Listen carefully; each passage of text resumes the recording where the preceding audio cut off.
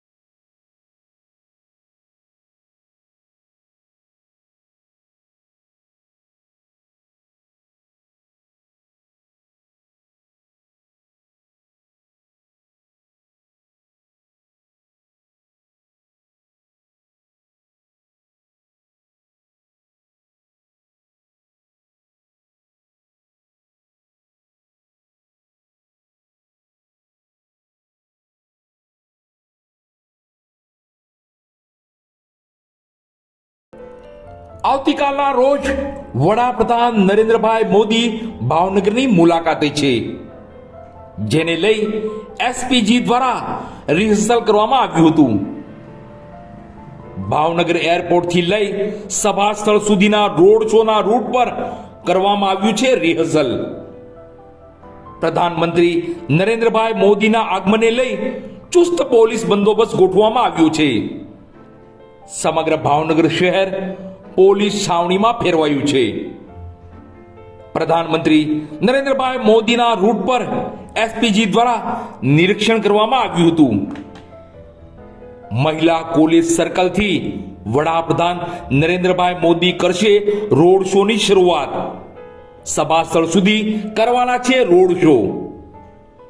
સવારે 10 કલાકે વડાપ્રધાન નરેન્દ્રભાઈ મોદી મહિલા કોલેજ સર્કલથી રોડ શો કરશે।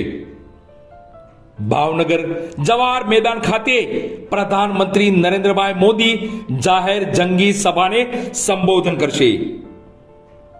વડાપ્રધાન નરેન્દ્રભાઈ મોદીના રોડ શો દરમિયાન એક એસપી, 4 ડીવાયએસપી, 200 થી પણ વધારે પોલીસ ઇન્સ્પેક્ટર અને 4000 કરતા પણ વધારે પોલીસ કર્મચારીઓ બંદોબસ્તમાં જોતરાશે।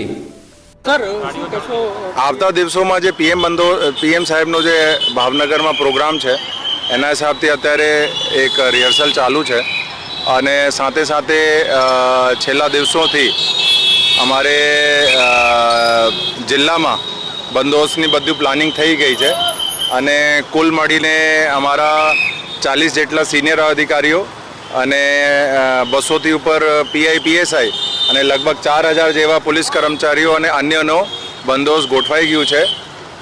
વારંવાર રિહર્સલ પણ થઈ ગયું છે અને જે બધા જે ભાવનગર સિટીના આજુબાજુના વિસ્તારોને નો ડ્રોન એરિયા તરીકે પણ જાહેર કરી દીધું છે.